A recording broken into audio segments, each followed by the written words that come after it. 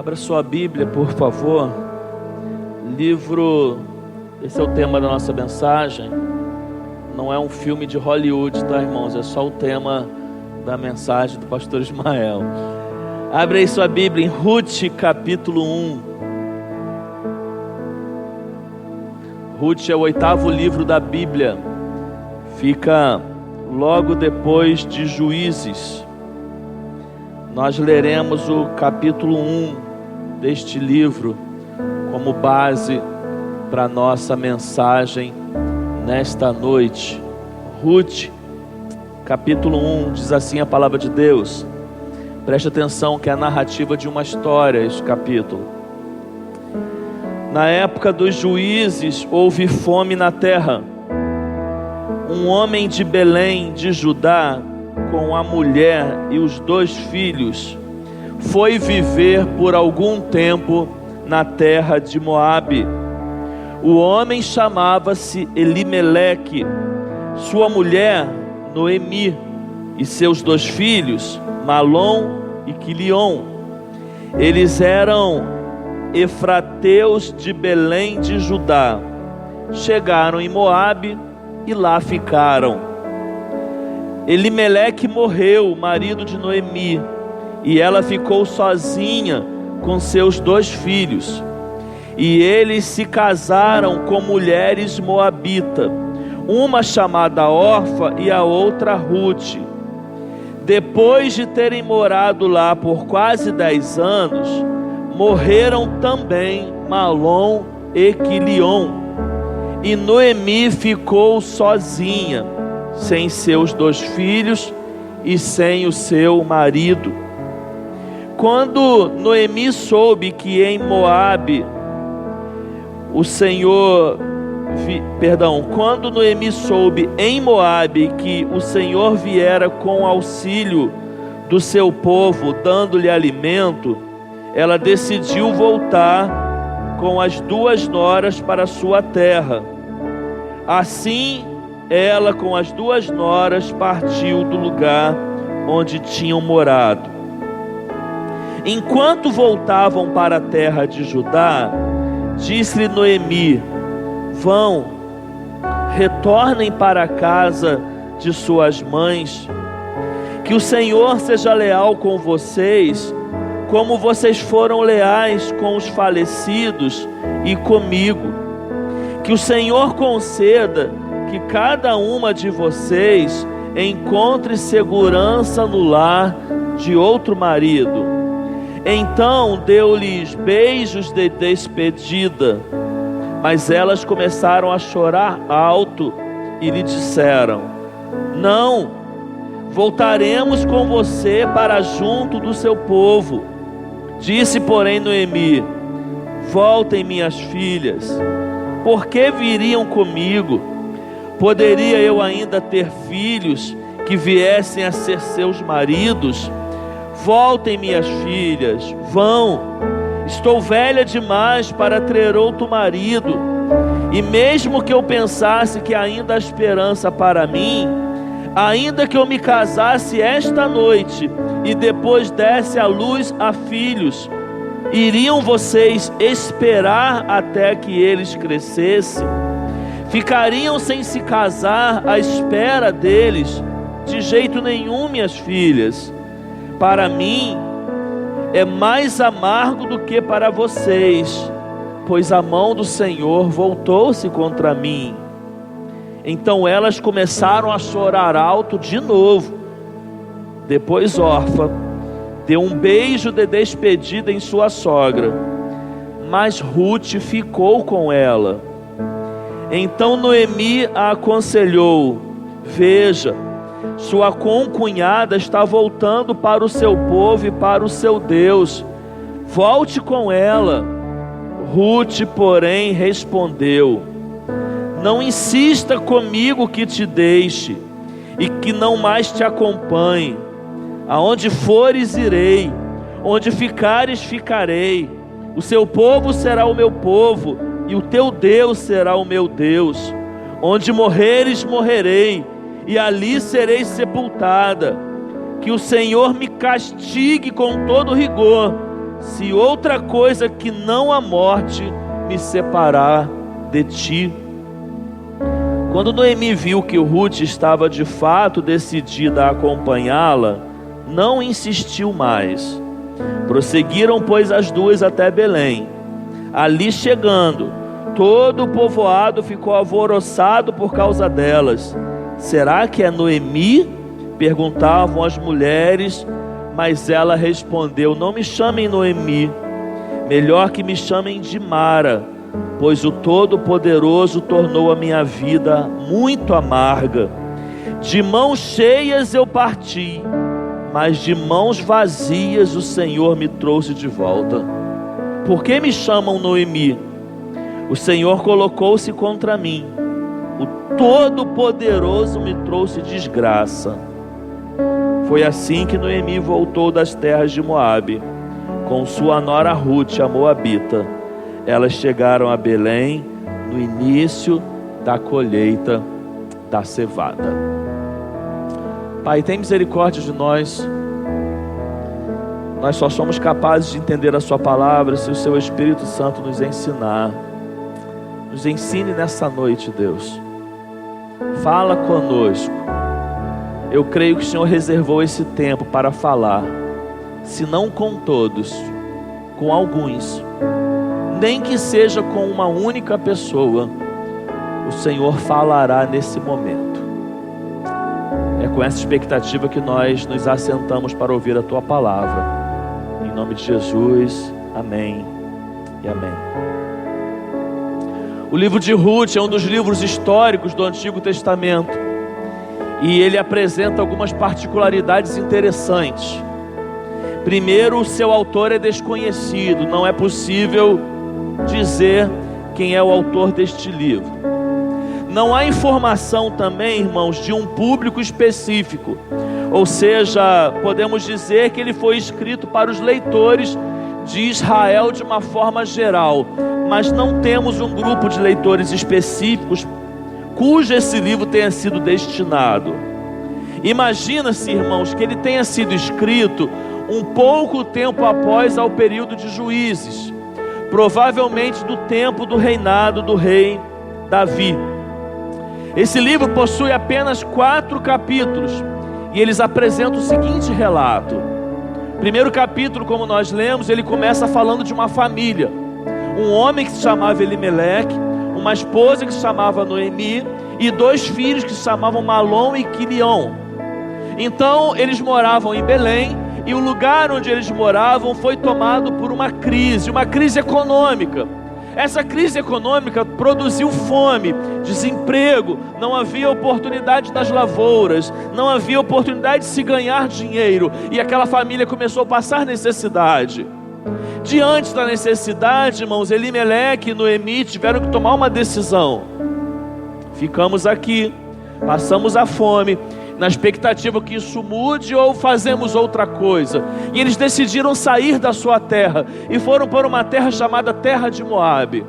Chegando lá, irmãos, as coisas foram piores. Eles tiveram praticamente uma tragédia em sua família, porque morreu Elimeleque. Seus filhos casaram-se, adquiriram mulheres naquela terra, mas um tempo depois também morreram.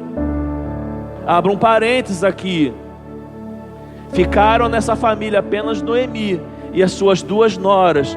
E num contexto, irmãos, que uma mulher sem a presença de um homem estava fadada ao desespero.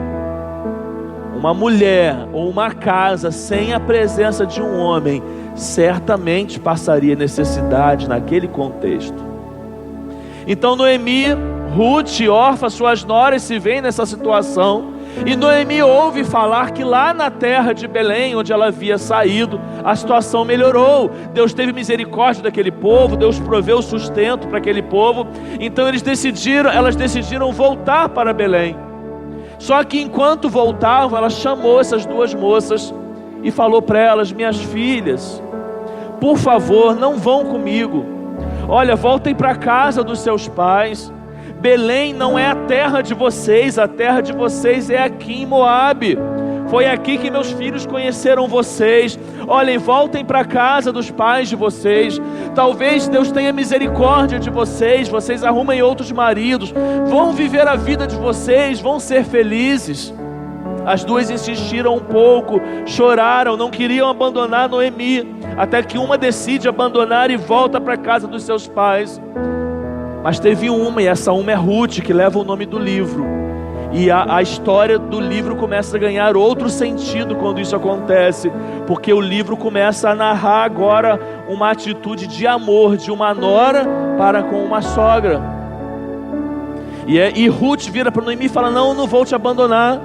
Eu não vou voltar para a casa dos meus pais, mesmo aqui sendo minha terra, mesmo sendo mais cômodo eu voltar para a casa dos meus pais, eu vou com você para Belém, é lá que eu vou ficar, não insista.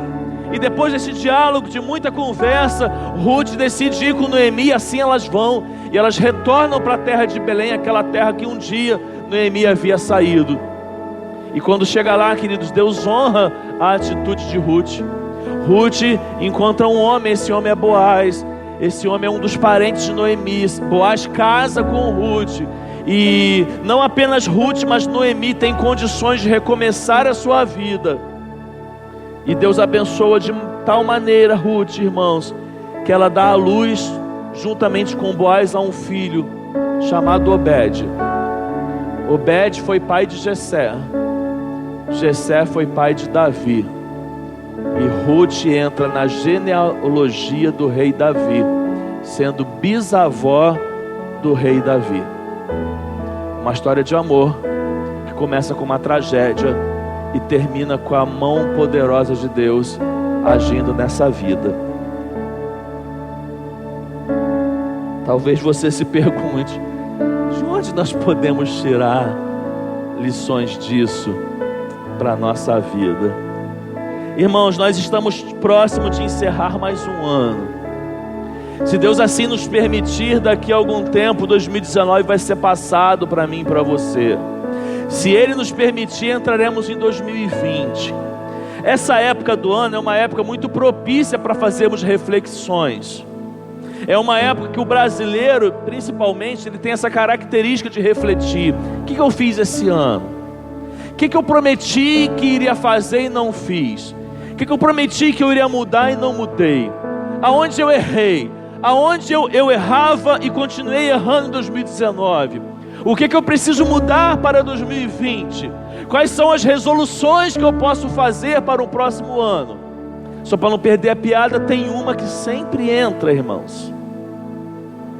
Próximo ano eu vou fazer uma dieta e eu vou chegar no final do ano que vem tantos quilos a menos. Independente de qual seja a resolução que você vai fazer. Uma vez, eu não lembro de cabeça, inclusive eu li uma matéria sobre as resoluções mais feitas nessa época. E fazer dieta ganhava disparado. Cuidar da saúde são as promessas para o próximo ano. Visitar mais os parentes eram as tops, eram as campeãs das novas resoluções. Eu quero, irmãos, e faremos isso aqui na igreja, nós pensaremos a partir de hoje, aos domingos à noite, um pouco sobre essa perspectiva. Hoje domingo que vem, pastor Júnior, principalmente no culto da virada, dia 31, estaremos aqui refletindo sobre esse ano, colocando diante de Deus um ano que se encerra, mas colocando diante de Deus um ano que começa. E é um pouco nessa perspectiva que eu quero pensar sobre esse primeiro capítulo de Ruth, e quero tirar algumas lições para a nossa vida. A primeira delas, com base no capítulo 1 que lemos: a vida nos exige tomada de decisões. Precisamos de sabedoria ao fazê-las. Ruth capítulo 1, versículo 1 diz: na época dos juízes houve fome na terra. Um homem de Belém de Judá, com a mulher e 2 filhos, foi viver por algum tempo nas terras de Moabe. O livro começa falando de uma família: Elimeleque, Noemi, Malom e Quilion. E ele começa falando de uma crise que chegou e tomou conta da vida dessa família. Irmãos, as crises chegam à nossa vida, as crises entram na nossa casa. Algumas entram com o pé na porta, algumas entram sem fazer a menor surpresa, algumas entram sem serem convidadas. As crises chegam diante de nós, e quando as crises chegam, não só nesse momento, mas principalmente nesse momento, nós precisamos tomar decisões. E essa família se viu numa necessidade de tomar decisão, e eles decidem, irmãos, pela mudança. Irmãos, como é difícil decidir pelas mudanças. Você sabia que tem gente que passa a vida inteira fugindo das mudanças? Você sabia que tem gente que passa a vida inteira e ela faz de tudo na sua vida justamente para que a sua vida não mude? Você sabia que tem gente que não consegue tomar uma decisão de mudar? Mudanças são uma das áreas da vida mais difíceis de nós tomarmos decisões. E essa família decide pela mudança. Só que aí, irmãos, eles mudam e acontece algo muito pior. Eles estavam num lugar e a crise era a fome. Eles vão para um novo lugar. Quando chega lá, morre o marido. Os filhos casam, passa um tempo, morrem os filhos. Não há nada pior, irmãos, do que perder pessoas a quem amamos. Não há crise que se compare à crise da perda familiar. Você viveu crises esse ano? Você viveu perdas esse ano? Você perdeu pessoas queridas esse ano? Não há crise que se compare à crise da perda familiar. Talvez você chegue nessa noite passando uma situação difícil na sua vida. As pessoas as quais você mais ama estão com você. Deus te permite chegar nesse final de ano com as pessoas que você mais ama ao seu lado. Meu irmão, se isso é verdade na sua vida, minimize as suas crises. O maior presente de Deus, a maior dádiva de Deus é ter as pessoas a quem amamos ao nosso lado, e isso serve de conforto para nós. Eu quero por um instante, irmãos, te convidar a imaginar como Noemi se sentiu. E o texto, irmãos, a Bíblia nos permite isso. O texto nos permite fazer algumas conjecturas desse momento. Então eu quero conjecturar algumas coisas aqui com os irmãos. Pensem comigo, pensem juntamente comigo. Irmãos, se eles tivessem ficado em Belém, teria sido diferente? Afinal, tantos outros ficaram e sobreviveram. Nós fazemos muito isso, não é? Tomamos as decisões. Às vezes as decisões que nós tomamos nos levam para uma consequência ruim. E a gente faz o quê? E se eu tivesse feito de tal forma? E se eu tivesse feito diferente? E se eu não tivesse feito? Quero conjecturar sobre a família de Noemi nesse momento. E quero continuar pensando, convido os irmãos a pensar comigo.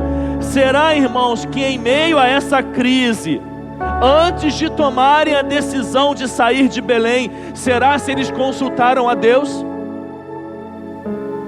Será, irmãos, que eles pediram o direcionamento deles, da parte de Deus? Será que eles saíram de Belém com a confirmação de Deus de que era isso que eles deveriam fazer? E abro um parênteses aqui: nem tudo o que as pessoas dizem que estão fazendo em nome de Deus verdadeiramente é em nome de Deus. Às vezes o nome de Deus vira um escape. Não, mas Deus confirmou no meu coração. Não, Deus falou comigo. E às vezes a gente ouve coisas tão absurdas, irmãos. Olha, Deus falou comigo que eu tenho que sair desse lugar. Deus falou comigo que eu tenho que fazer isso. E você está vendo que Deus não está nesse negócio. E às vezes a pessoa insiste em dizer que ela está fazendo em nome de Deus. Ou seja, irmãos, a conclusão que chegamos nesse primeiro tópico: como é difícil tomar decisões. Como foi o seu 2019?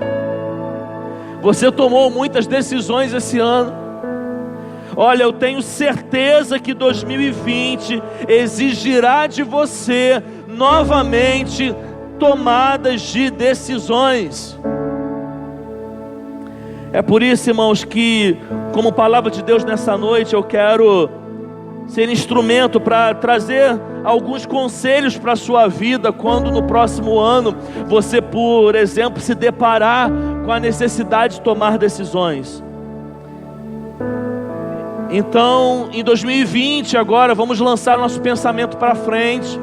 Imagine que a gente entre no novo ano e logo no início já venha diante de nós a necessidade de tomar novas decisões. No decorrer do ano, a cada passo que a gente venha dar, a necessidade de tomar decisões esteja conosco. São nesses momentos que eu quero, à luz da palavra de Deus, te dar alguns conselhos. Em primeiro lugar, quando você precisar tomar decisões, não seja precipitado.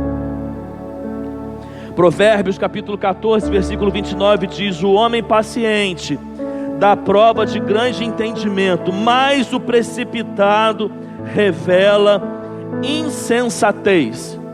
Interessante a etimologia dessa palavra, irmãos. Precipitado vem de precipício, abismo, perdição, ruína. Heródoto, um historiador grego, diz que a precipitação, ela é a mãe do fracasso. Coisa terrível, irmãos, que pode acontecer na nossa vida é a precipitação. Porque a precipitação, irmãos, pode fazer com que a gente antecipe o tempo. A precipitação, irmãos, pode fazer com que a gente antecipe talvez algo que não seja vontade de Deus. A precipitação, irmãos, ela pode trazer amargura, remorso e arrependimento ao nosso coração.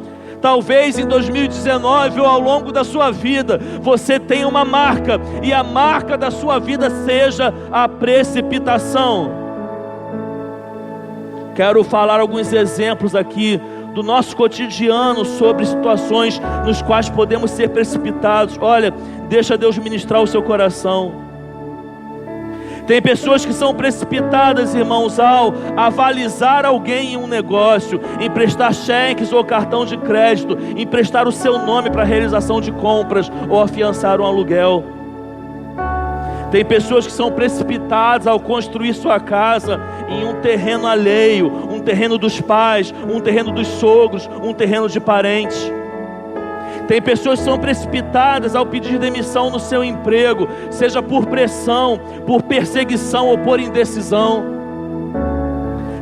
Tem pessoas que são precipitadas e tomam a decisão de sair da igreja onde Deus o colocou. Outros são precipitados e deixam a liderança ao qual Deus o confiou. Alguns se precipitam e mudam de cidade por decisão humana, sem pesquisar para onde estão indo, ou confiando, irmãos, em palavras de amigos e parentes, sem a direção de Deus. Outros são precipitados em sair de um relacionamento em crise e imediatamente iniciar em outro. Outros são precipitados ao decidir falar mal de alguém. Outros são precipitados na decisão de um casamento, quando casam sem ouvir os pais, o pastor ou um líder espiritual. Outros são precipitados em incluir em uma liderança ou um cargo de confiança alguém, sem antes prová-lo. Alguns se precipitam em dar crédito a uma palavra profética, sem ter como base a palavra de Deus. São inúmeras as situações que nós podemos no dia a dia da nossa vida agirmos com precipitação. A Bíblia também tem exemplos, irmãos, de pessoas que se precipitaram. Sara é um grande exemplo. Enquanto aguardava o filho da promessa, se antecipa aos planos de Deus e faz com que seu esposo tivesse um filho com a sua serva Agar. Desse filho nasce Ismael, o pai dos árabes. E quando vem Isaac, o filho da promessa, a geração desses dois personagens entram em conflito, que se estende por geração e continua até os dias de hoje. Esaú foi precipitado quando vendeu a bênção da sua primogenitura para o seu irmão. José foi precipitado quando sonhou e no mesmo instante falou, não pensou, não guardou para si o sonho que Deus tinha para ele. E em função disso ganhou a inimizade, a perseguição dos seus irmãos. Deus está colocando um novo ano diante de nós. Não seja precipitado ao tomar as suas decisões em nome de Jesus. Segundo lugar, ao tomar decisões no próximo ano, ouça o conselho de pessoas sábias e experientes. Provérbios capítulo 12, versículo 15 diz: o caminho do insensato parece-lhe justo, mas o sábio ouve os conselhos. A sociedade, irmãos, ela diz que nós temos que aprender com os nossos próprios erros. Há um ditado muito popular que diz que quem não quebra a cara não aprende, mas eu quero te dizer para você que nem sempre precisa ser assim. Augusto Cury, psiquiatra, escritor e professor brasileiro, diz que uma pessoa inteligente aprende com os seus erros, uma pessoa sábia aprende com os erros dos outros. Uma das coisas mais sublimes, irmãos, na vida é que Deus coloca pessoas em nossa vida para que possamos nos relacionar e caminhar juntos. A igreja, por exemplo, é um lugar de comunhão e discipulado, e muitas vezes Deus usa pessoas para nos aconselhar e para nos discipular, justamente para que não precisemos quebrar a cara. Quantas pessoas, irmãos, vivem uma vida infeliz porque lá atrás não ouviram pessoas preciosas e nem ouviram conselhos preciosos que Deus colocou em sua vida. Você não vai sair ouvindo todo mundo, não é isso que eu estou dizendo. Você não vai tomar as suas decisões pelo que as pessoas dizem, mas você pode ouvir as pessoas, você deve ouvir conselhos. Terceiro lugar, além de ser precipitado e ouvir, além de não ser precipitado e ouvir conselhos, busque a confirmação e a paz de Deus em seu coração antes de tomar qualquer decisão. Filipenses 4:7 diz: e a paz de Deus, que excede todo entendimento, guardará os seus corações e as suas mentes em Cristo Jesus. Cuidado ao declarar que Deus já trouxe paz ao seu coração, porque eu já vi muita gente vivendo uma vida errada e falando que Deus trouxe paz ao seu coração. Grave uma coisa: não existe paz no coração se você está partindo para uma vida deixando coisas para trás que podem ser resolvidas. Não há paz de Deus no coração quando a atitude que você está tomando envolve uma vida de pecado. Não há paz de Deus no coração quando você é um desonesto e mau caráter. Tem gente que é mau caráter, sai tomando decisão e falando: Deus colocou paz no meu coração. Grave uma coisa: Deus não está onde a sua palavra não está. A paz no coração, ela só é possível com a palavra de Deus juntamente na sua vida. Em segundo lugar, meus irmãos, pensando no próximo ano e com base nesse primeiro capítulo do livro de Ruth, aprenda a assumir a responsabilidade das suas decisões. Ruth capítulo 1, versículo 13. Iriam vocês, Noemi dizendo, iriam vocês esperar até que eles crescessem? Ficariam sem se casar à espera deles? De jeito nenhum, minhas filhas. Para mim é mais amargo do que para vocês, pois a mão do Senhor voltou-se contra mim. Versículos 20 e 21. Mas ela respondeu: não me chamem Noemi, chame-me Mara, pois o Todo-Poderoso tornou a minha vida muito amarga. De mãos cheias eu parti, mas de mãos vazias o Senhor me trouxe de volta. Por que me chamam Noemi? O Senhor colocou-se contra mim, o Todo-Poderoso me trouxe desgraça. O que Noemi está fazendo, irmãos? Culpando a Deus. Culpando a Deus. Nós fazemos muito isso, irmãos. Quando não fazemos em palavras, fazemos aonde? No coração. Fazemos na mente.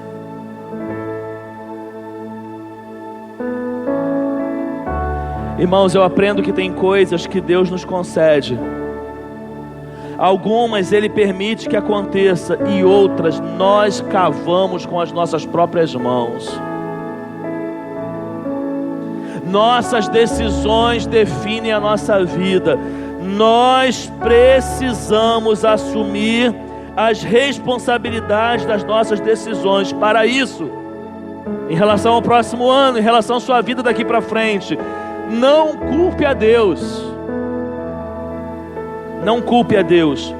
Gênesis capítulo 3, versículo 11 e 12. Deus perguntou: quem lhe disse que você estava nu? O Senhor falando com Adão. Você comeu do fruto da árvore do qual lhe proibi comer? E disse o homem: foi a mulher que me deste por companheira, que me deu do fruto da árvore e eu comi. Irmãos, desde o início da humanidade há um comportamento no ser humano que se repete. É a facilidade que temos em culpar a Deus pela consequência dos nossos atos. Quando Deus cria todas as coisas, Ele cria o homem, Deus lhe dá o direito de escolha, mas também o alerta sobre as suas consequências. Quando Eva come do fruto, vai até Adão e oferece o fruto, ele decide comer, consciente das consequências que aquilo poderia trazer. Quando Deus o confronta, Ele não apenas culpa a mulher, como culpa a Deus. Foi a mulher que tu me deste. Noemi culpou a Deus, Adão culpou a Deus. Decisões, nós também culpamos a Deus. Não culpe a Deus pelas decisões que você toma na sua vida. Em segundo lugar, não culpe os outros. E Deus lhe perguntou: quem lhe disse que você estava nu? Você comeu do fruto da árvore da qual lhe proibi comer? Disse o homem: foi a mulher que me deste por companheira, que me deu do fruto da árvore e eu comi. Quando não culpamos a Deus, podemos errar culpando os outros. Adão também foi bom nisso. Foi a mulher que me deste por companheira. Quando nós vemos a história do povo de Israel, nós vemos em Moisés, o grande personagem da travessia do deserto, que Moisés é alguém que Deus anuncia para ele que ele não entraria na terra prometida. Ele não entraria porque ele feriu a rocha quando Deus falou que ele não deveria ferir.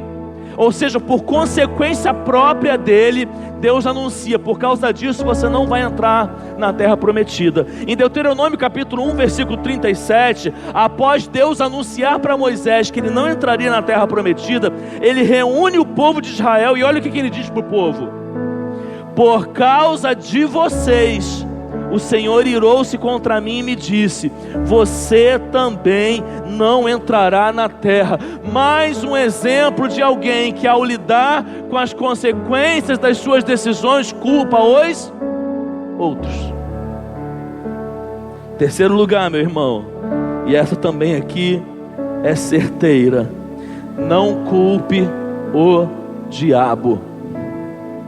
O Senhor Deus perguntou então à mulher: que foi que você fez? E respondeu a mulher: a serpente me enganou e eu comi. A terceira dimensão, queridos, é que quando não culpamos a Deus, culpamos os outros. E quando não culpamos a Deus e os outros, muitas vezes culpamos o diabo. Interessante, irmãos, que em Gênesis capítulo 2, versículo 15, diz assim: e tomou o Senhor Deus o homem e o pôs no jardim para o lavrar e o guardar. Presta atenção nesse texto. E tomou o Senhor Deus o homem e o pôs no jardim para o lavrar e o guardar. Lavrar, irmãos, vem da atividade que Adão iria exercer em relação à terra. Cuidar da terra, lavrar a terra, preparar com as suas mãos as coisas para que tudo funcione. Agora, o guardar, irmãos, guardar de quem? O Senhor Deus não havia criado a mulher ainda, Adão vivia sozinho. Guardar de quem, irmãos?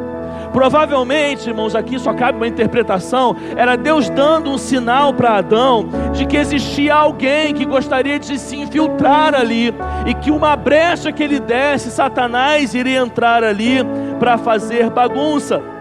Então essa palavra nos mostra, querido, que Deus, antes de tudo acontecer, já havia orientado a Adão a guardar. Nós temos a mesma responsabilidade, irmãos. É responsabilidade de deixar o diabo de fora das nossas vidas.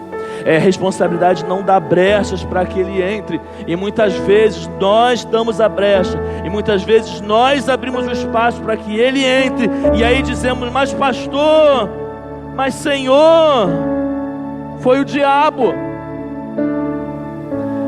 Eu não duvido que possa ter sido, irmãos, mas quem é o responsável? Ele ou nós? Muitas vezes somos nós, irmãos, que tínhamos a obrigação de mantê-lo do lado de fora e demos espaço para ele. Mas em suma, ao lidar com as suas decisões, assuma as responsabilidades dela, pois não há cura para quem permanece na negação.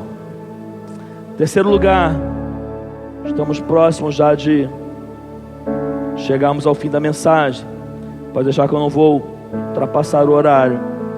Aprenda até mesmo nas grandes adversidades encontrar motivos para ser grato. Ruth, porém, respondeu: não insistas comigo que te deixe e não mais a acompanhe. Aonde fores irei, onde ficares ficarei. O teu povo será o meu povo, o teu Deus será o meu Deus. Onde morreres, morrerei, e ali serei sepultada. Que o Senhor me castigue com todo rigor, se outra coisa que não a morte me separar de ti. Quando Noemi viu que Ruth estava de fato decidida a acompanhá-la, não insistiu mais. Preste atenção aqui. A família de Noemi vivia uma crise em Belém, que era a fome. Toma uma decisão, vão para uma terra distante. Lá se deparam com uma tragédia. Morre o esposo e morre os filhos. Terrível situação eles enfrentavam. Ao olhar em volta, Noemi poderia não encontrar motivos que a alegrasse.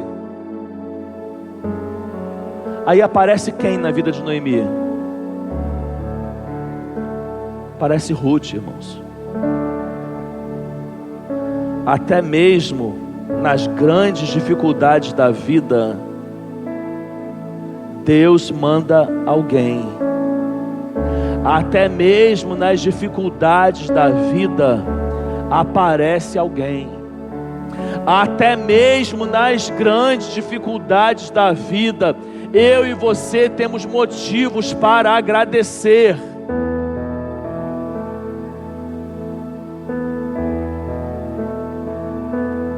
Até mesmo nas grandes dificuldades da vida, nós temos motivos para expressar gratidão. Em meio à crise, Ruth diz para Noemi: eu não vou te deixar sozinha. Em meio à crise, Ruth diz para Noemi: eu vou me sacrificar por você.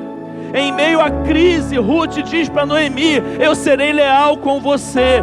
Em meio à crise, Ruth diz para Noemi: eu demonstrarei amor por você. A nossa vida, até mesmo nas mais profundas crises, nos proporciona isso. Isso é cuidado de Deus. Quais são as Ruths da sua vida?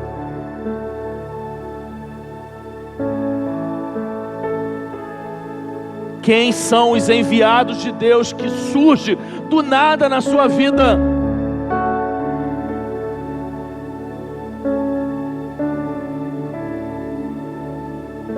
Quem são aqueles que às vezes a gente nem enxergava até chegar a crise? Quem são? Queria atenção dos irmãos. Quem são? Vamos deixar que nada desvie a atenção. Quero que o Espírito Santo fale aos corações nessa noite. Conto com a colaboração dos irmãos. Quem são, irmãos? Quem são aquelas pessoas que muitas vezes nós não encontramos resposta, mas surge? São os enviados de Deus. São as pessoas que Deus manda. São aquelas que estão ao nosso lado. São aquelas que demonstram amor no momento de crise. São aquelas nas quais nós podemos contar. Seja grato a Deus por ela. Não existe crise na sua vida que você não possa acordar todos os dias e dizer: meu Deus, muito obrigado. Até mesmo em meio às crises, existem as circunstâncias que você pode levantar as mãos para os céus e dar graças a Deus. Não permita que os seus olhos se fechem nos momentos da crise, impedindo que você seja grato a Deus, porque não existe uma situação que a gente possa dizer: está tudo ruim. Tudo ruim é muita coisa, irmãos. Tudo ruim é uma sentença que não tem fim. Existe perda na sua vida. Em meio às perdas, você consegue enxergar alguém que você pode ser grato a Deus por esse alguém. Existem perdas na sua vida. Diante de tudo aquilo que saiu, existe algo valioso que ficou. Foque os seus olhos naquilo que ficou e seja grato a Deus pelo que ficou.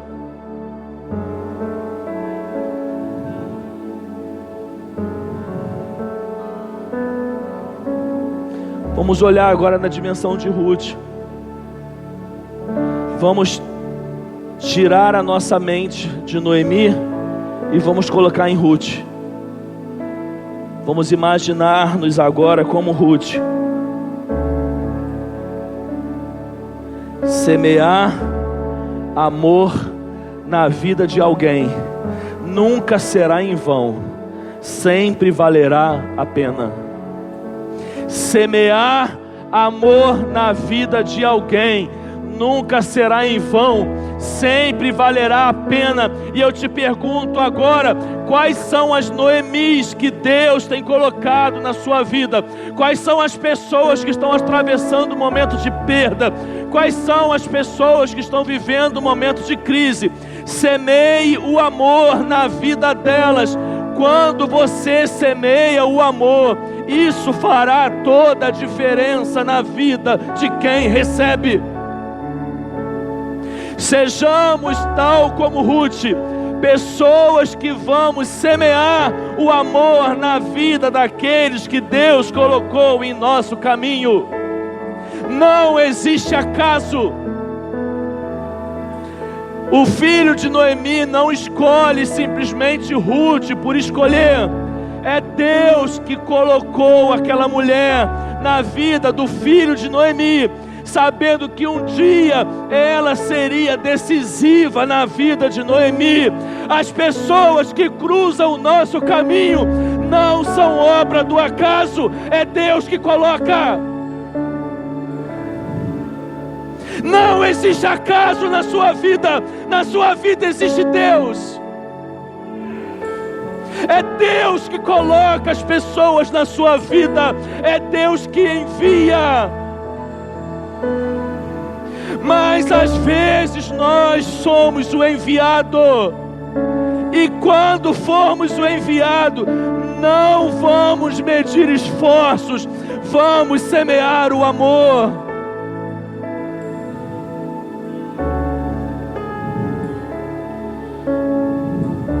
O que era mais cômodo para Ruth, irmãos? O que era mais cômodo para Ruth, irmãos?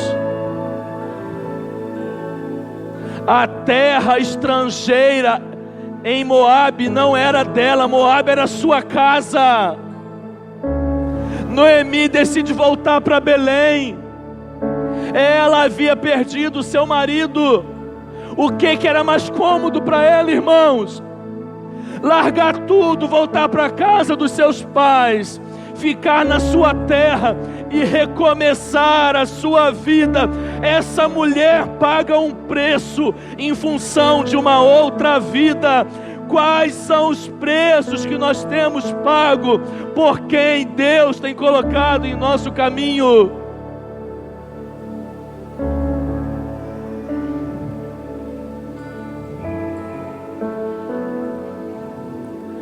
As pessoas não querem pagar preço, irmãos. As pessoas evitam os relacionamentos que envolvem pagar preço. As pessoas buscam as decisões mais cômodas, mas você é um filho de Deus. E hoje você recebe essa palavra, e se Deus fala ao seu coração, quando essa situação cruzar na sua vida, você não vai escolher o mais cômodo, você vai pagar o preço por alguém, porque pagar o preço por alguém sempre vale a pena. Não tem nenhum de nós, irmãos, por mais ocupado que sejamos, que não possa gastar um pouco do nosso dia com alguém. Não tem ninguém, irmãos, por mais ocupado que seja, que não possa abrir a sua vida, abrir a sua casa e acolher alguém. Nós somos os enviados de Deus na terra. Nós precisamos fazer a diferença em relação àqueles que necessitam.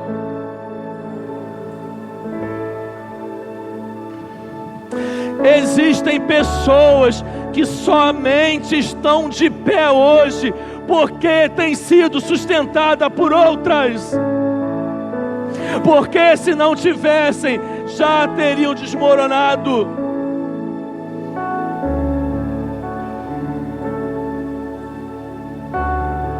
Quarto lugar, confie na misericórdia de Deus e nas oportunidades que Ele nos concede para recomeçar.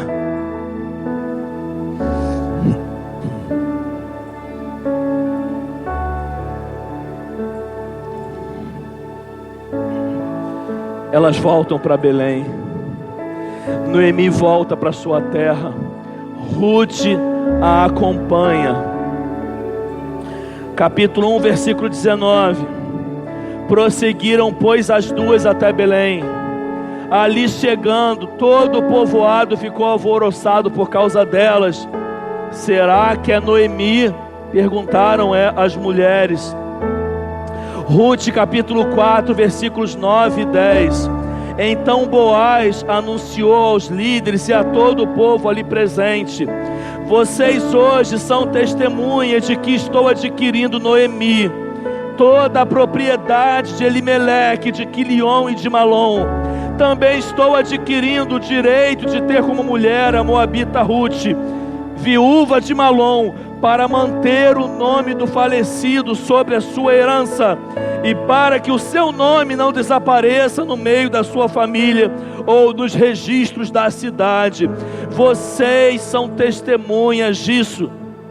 Elas voltam, elas recomeçam. Boaz se casa com Ruth. Eles têm um filho, e desse filho nasce Obed. Capítulo 4, versículos de 13 a 17. Louvado seja o Senhor, que hoje não a deixou sem resgatador. Que o seu nome seja celebrado em Israel. O menino lhe dará nova vida e a sustentará na velhice, pois é filho da sua nora, que a ama e que lhe é melhor do que 7 filhos. Noemi pôs o menino no colo e passou a cuidar dele. As mulheres da vizinhança celebraram o seu nome e disseram: Noemi tem um filho, e lhe deram o nome de Obed. Este foi o pai de Jessé, que foi pai de Davi.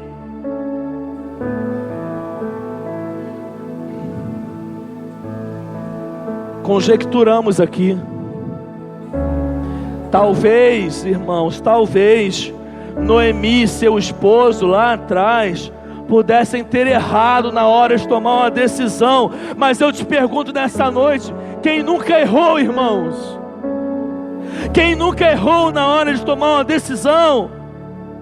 O mais importante é entendermos que em Deus nós temos a oportunidade do recomeço.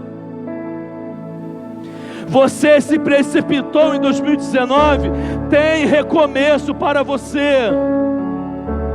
Você foi cabeça dura em 2019, tem recomeço para você. Você não buscou a confirmação de Deus, tem recomeço para você. Você não ouviu os outros, tem recomeço para você. Deus é Deus de recomeços.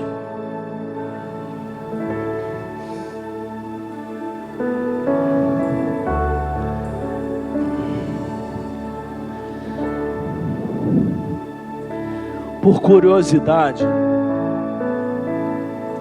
algumas pessoas são muito detalhistas, né? Por curiosidade, quero saber se tem alguém que olhou o nome dessa mensagem no início e durante a mensagem está: o que o pastor está pregando tem a ver com o resgatador? Que nome de mensagem é essa que até agora o pastor não falou nada disso?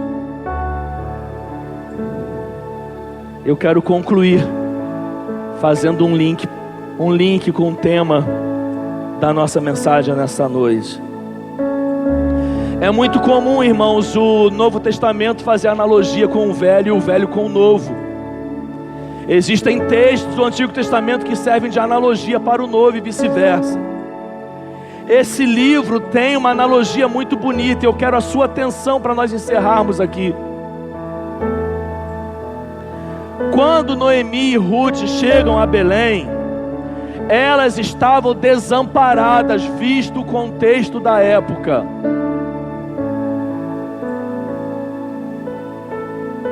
Quando Noemi e Ruth chegam a Belém, elas estavam desamparadas, visto o contexto da época. O contexto da época não permitia que uma mulher, sem a presença de um homem, ela tivesse acesso à sociedade. Ela perde o contexto e a condição de barganhar um emprego, uma classificação social, e sendo mulher desamparada, ela ficaria para sempre à margem da sociedade. Só havia uma forma disso mudar, e tinha uma lei para isso, era a lei do resgatador. O resgatador, dentro dessa lei, era um membro da família que tinha capacidade de redimir o membro da família dessa dificuldade. Então a vida dessa pessoa seria salva pela bondosa redenção de um resgatador. No livro de Ruth, Boaz é o resgatador. Ele era parente de Noemi, e ele resgata essa família. Só que em Ruth, irmãos, Boaz é a analogia de Jesus Cristo. Jesus Cristo veio ao mundo em nosso favor. Nós estávamos vendidos à escravidão do pecado, mas Ele se tornou o nosso parente através da encarnação humana e com o seu sangue pagou o preço para nos resgatar. Jesus Cristo é o nosso resgatador. Sem Ele nós estaríamos perdidos, mas Ele nos resgatou, tal como Boaz pega essa família e resgata. Jesus é o nosso resgatador, porque sem Ele estaríamos à margem da sociedade, sem Ele estaríamos perdidos na escravidão do pecado, mas com o seu sangue derramado na cruz, Ele nos resgatou.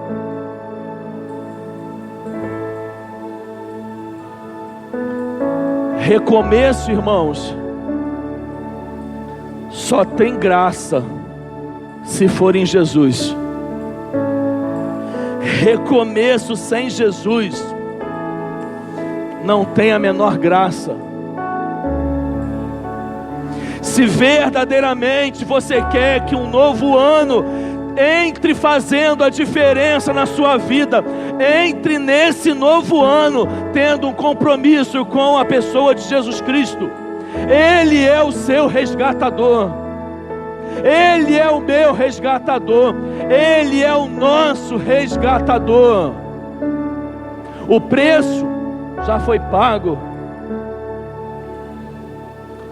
Há 2000 anos atrás, Ele não usurpou de ser igual a Deus, mas esvaziou-se, assumindo a forma de servo, e semelhante ao Filho do Homem, Ele foi fiel até a morte, suportou tudo até a cruz. Lá Ele foi crucificado, mas Ele foi exaltado, e hoje se encontra à destra de Deus, e diante dele foi dado todo o poder no céu, na terra e debaixo da terra, de modo que diante do nome do Senhor Jesus se prostram todos os reis, todos os nomes e toda a terra, porque Ele é Senhor dos senhores, Ele é Deus dos deuses, e Ele está exaltado à glória de Deus, e Ele é o nosso resgatador. Fazer resolução por fazer não faz a menor diferença. Refletir em um ano que se encerra e num ano que começa não faz a menor diferença. O que muda a nossa vida de uma passagem de ano para outra é a decisão que nós fazemos diante de Jesus.